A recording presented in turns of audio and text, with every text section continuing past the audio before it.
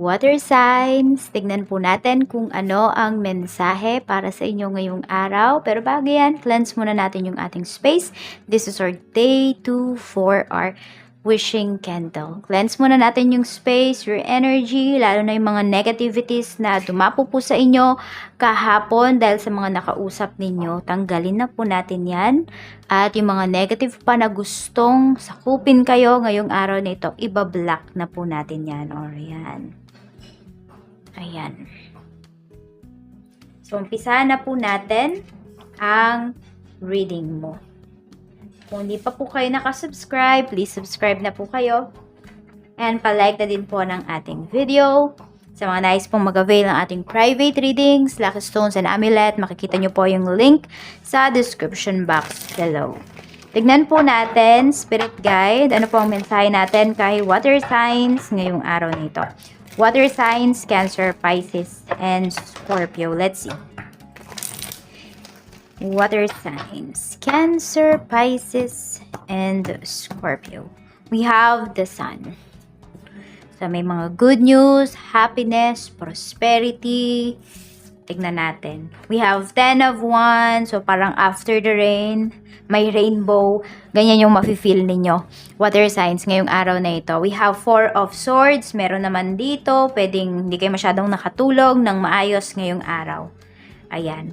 Actually, ito yung nangyayari talaga sa life ninyo. Mga good things. Pero ito yung nararamdaman ninyo. Nag-overthink talaga yung iba sa inyo.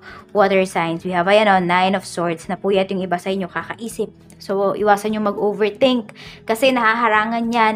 Nabablock niyan yung mga good things. Yung mga positive things na paparating po sa life ninyo. Kaya isabay nyo na dun sa ating, diba yung ginawa natin ng unahan ng video natin na to? Okay, i-release nyo na kay universe yung mga bigat na nararamdaman po ninyo. Yung mga iniisip ninyo na negative things.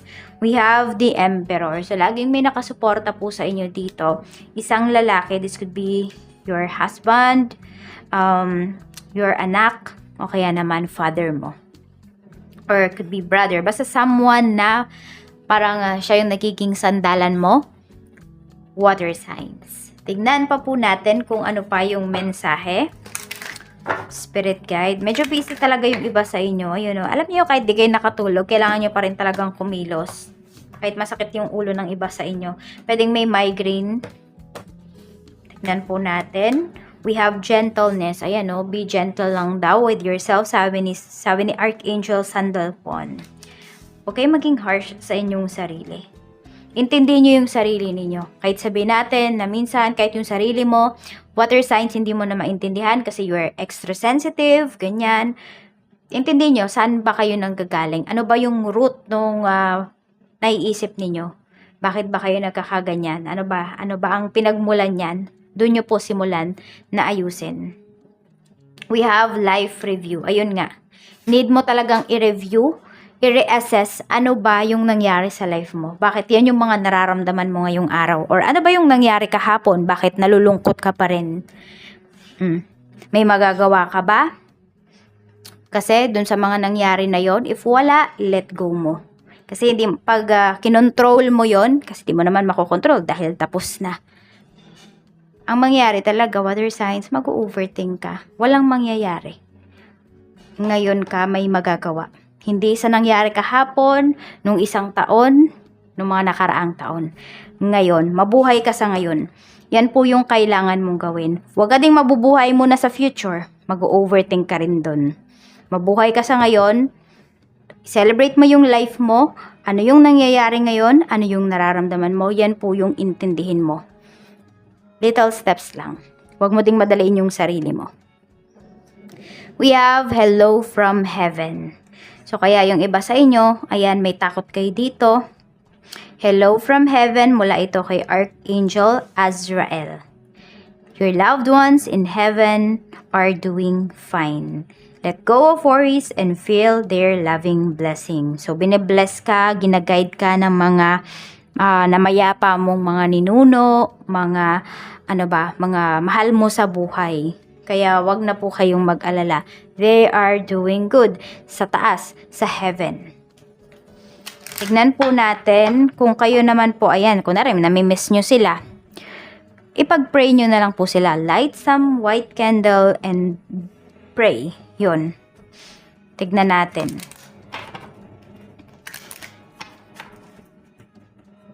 Meron din ako nakikita dito, nai-stress yung iba sa inyo.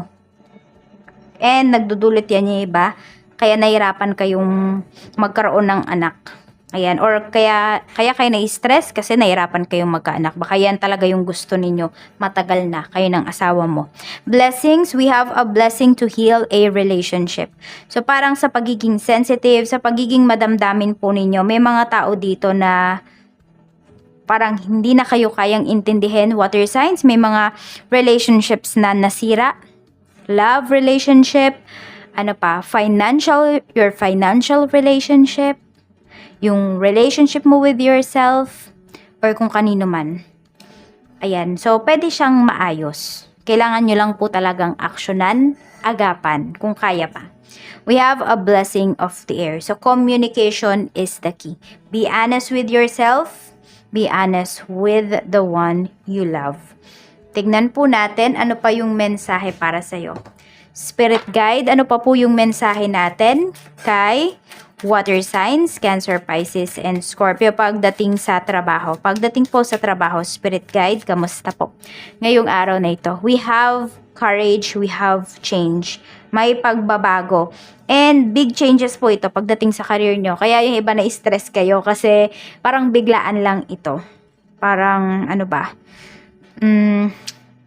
may pagbabago na hindi talaga kayo handa. Ayan po. Pero looks like dito naman handa kayo. Could be emotionally hindi kayo handa. Yan. Pero physically handa kayo. So hindi siya magkatugma. Ayan po. So may good news na paparating pagdating sa inyong trabaho. Kung kayo po ay naghahanap ng trabaho, pwede na kayong ma-hire ngayong araw. Claim niyo yung positive energy na yan. Lalo na kung mga naghahanap po kayo ng work. Tapos kung meron naman kayong current work, harapin niyo po ito. Mahalin ninyo. Meron tayo ditong past luck suffering. So, even yung iba, karamihan pala sa inyo, nagkakaroon kayo ng problema with money. Heal your relationship with money. Paano nyo ba ginagastos yung pera ninyo? Ano pa ba yung pwede ninyong gawin para magkaroon kayo ng other source of income? Kailangan alamin nyo po ano ba yung root ng problem ninyo with money. Saan ba yan ang gagaling? Bakit ba kayo puro utang? Talaga bang dahil maliit lang yung sinisweldo? Or dahil may mga iba kayong pinagkakagastusan? So, be honest with yourself. Life review. I-review nyo po kung saan nyo ginagastos yung pera ninyo. At, ayan, magawa nyo yan ng solusyon. Tignan po natin, ano pa yung mensahe, Spirit Guide. Okay, regarding naman sa business, we have confusion, illusion. Yun, nangangamba kayo sa mga bagay na hindi pa naman talaga nangyayari. Kaya minsan yan yung na-attract ninyo. Water signs pagdating sa business ninyo. Yan, confused kayo. Kayo ba yung tipo ng tao na pabigla-bigla? Tipong ngayon okay kayo, ito yung gusto ninyo, the next day hindi na. So alamin niyo po ano ba yung gusto ninyo sa business, ano ba yung gusto ninyong ibenta. Meron kasi dito pa bago-bago ng isip. So huwag kayong ma-confuse. Once na mag-start po kayo ng business, mahalin ninyo, aralin ninyo yung business ninyo. Or mas maganda nga, pwede naman aralin nyo muna bago kayo mag-start. Pero mas maganda rin po kasi na through experience kayo natututo. Yun nga lang, kapag mahina yung loob ninyo, ay lalo talaga kayong panghihinaan ng loob. Kasi kung yun, may mga problems na darating sa business. Pero kasi wala naman talagang perfect life. Alam nyo yan, water signs. Lahat tayo magkakaroon ng problema. Iba-iba nga lang yung level ng problems natin. Pero lahat tayo may problema. Nasa sa atin na lang, paano ba natin yun i-handle? Paano natin ipapakita sa tao? Ano ba? Ikaw ba yung tipo ng tao na pinapakita mo sa tao na marami kang problema, na bigat ka na? Naku, lalong matutuwa yung mga nakakakita niyan sa'yo. Ipakita mo na lumalaban ka. Yan yung, mas maganda isipin nila, wala kang problema. Lalong mainggit naman yung mga yun sa'yo. Kaya iwasan nyo din muna mag-post sa social media. Ang i-post nyo na lang sa social media, yung mga benta po ninyo. Yan. O, tignan nyo, meron tayong epiphany breakthrough. Kapag nalagpasan mo yung confusion na to, ayan, pagdating sa iyong negosyo, or pwede naman kasi yung confusion na to, baka may nanloloko sa'yo na kliyente mo, water signs. May mga nagpapaasa sa'yo dito. Alisan mo yan, kasi alam mo naman na niloloko ka lang ng mga taong yan, baka binobola ka lang. Ito yung harapin mo. Yung breakthrough pagdating dito sa negosyo mo. Nako, ang daming taong magko-congratulate sa'yo. Meron ako nakikita, pwedeng magbubukas kayo ng other branch kung malaki na po yung business ninyo. Ayan, kayang-kaya nyo na talaga yan kasi may help kayo dito from your loved ones. Kahit yung mga namaalam nyo na loved ones, nakabantay po sila sa inyo. O huwag kayo matakot, baka may matatakotin naman dito. Meron tayo ditong reflection, projection. Pagdating to sa relationship. So, meron akong nakikita, parang sinisisi kayo, fire signs, dun sa mga kasalanan na ginawa niya. Pwedeng ginagaslight kayo ng person nyo. Meron po dito, siya yung gumagawa pero sa inyo pinapasa. Nagigets mo ba yung sinasabi ko? Ayun, no? Yan. Pwedeng pinagbibintangan ka, meron kang nakakausap, ganyan. Pero totoo siya naman pala yung nakikipag-usap sa iba. So, we have clarity. Malalaman mo yan. Tignan mo yung actions ng person mo.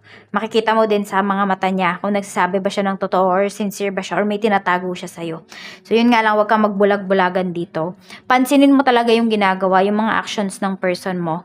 Kasi kung ano yung pinoproject niya sa'yo, yun yung gusto niyang sabihin. Siguro hindi niya lang ma-translate, no? Or wala siyang lakas ng loob na sabihin sa'yo harap-harapan yan. So, ayan po. Ito yung lucky numbers mo. We have number 28 and we have number 2. Pwedeng mahalaga sa inyo yung mga numbers na yan. Water signs. So, ito na po yung ating wishing candle. Day 2 na po tayo. Ito is for, alam nyo na yan. For money, career, finances, wealth, good luck. Ito naman is for love. Ito din, pwede rin for your career. So, sa mga bagay na you are very passionate about. So, tignan po natin ano na ang wish mo. Hindi pala natin titignan. Basta mag-wish kayo. Huwag nyo nang i-comment kung ano ba yung wish ninyo. Ayan. Sa inyo na lang po yun. Para walang makaalam at walang mamblock dyan sa mga wishes ninyo.